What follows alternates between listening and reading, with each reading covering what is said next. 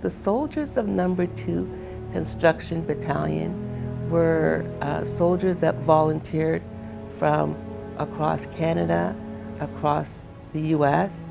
There are soldiers from the Caribbean, all different, walks of life, all volunteered to be part of Number 2 Construction Battalion.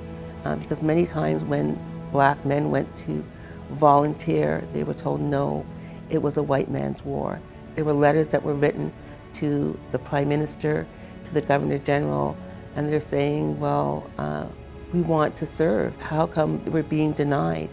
They gave up their jobs to go and join, and when they got to Sussex, the commanding officer released them all. And there was a complaint, and there's letters that go they're at Library and Archives Canada that document them being turned away. It started as a result of protests. So the first letter was sent in November of 1914 from a person's name is Arthur Alexander from Buxton. And he was talking about that in 1914. So it took years, a couple of years before the battalion was formed. There were some black soldiers that were able to get into, but it was as a result of the commanding officer that said yes.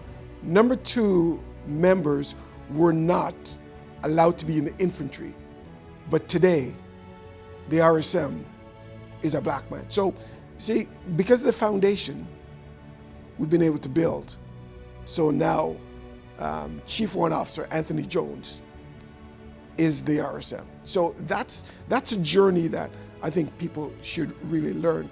My role this summer was quite unique. I was blessed and honored to be a member of the National Apology Advisory Committee that was looking at the apology to the descendants of Number 2 Construction Battalion. And towards the end, my primary role became the liaison officer between the National Apology Committee and also the direct descendants, which was an awesome experience. Well, the reason why I started Legacy Voices and Black Canadian Veterans was in honor of my dad. And before my dad passed away, he said, Kathy, I want you to ensure that the stories of our black veterans are told, that it goes out to schools. The apology is significant for me because as a member of the National Apology Committee, we were able to go and contact members, descendants. We had about maybe like 6 or 7 meetings across the country. We asked them what they wanted to see.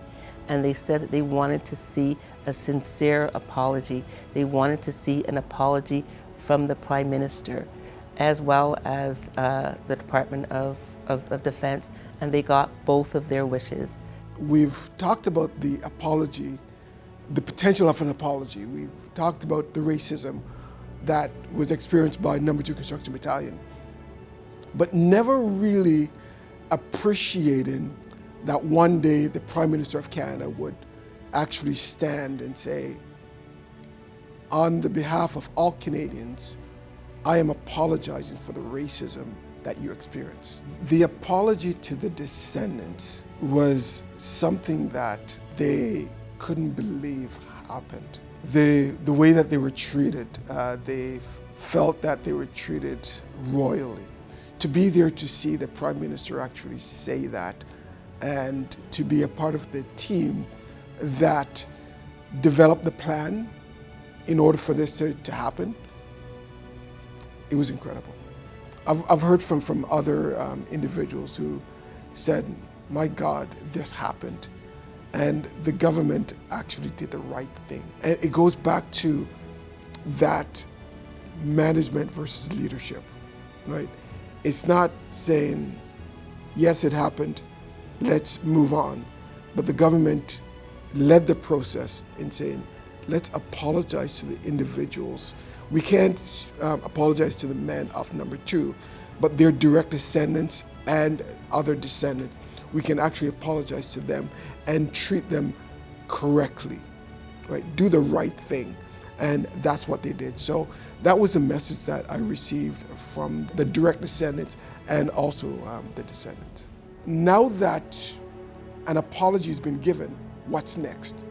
Because an apology is just a bunch of words, right? Anybody can go online to see the video of what the Prime Minister said, but what actions will follow?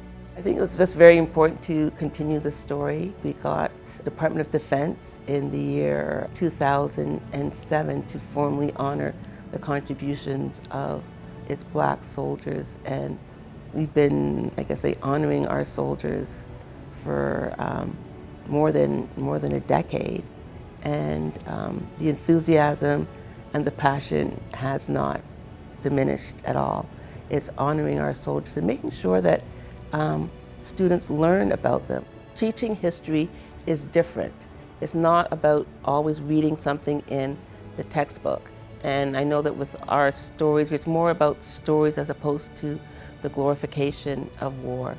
Everybody is interested in learning more about this part of Canadian history, and now there's more, there are many examples, there's images, there is primary sources, there's no excuse not to learn, and it's telling the story differently. I think it's going to impact community by allowing them to know about the history, know about the racism. The privilege that I've been blessed with, my role is to allow others that don't have this access, allow them the access to privilege. So my job is to open doors so that those who are coming behind me, just like number 2, they establish that baseline for us so that they can experience what I've been able to experience. They can experience what my family and my network has been able to experience.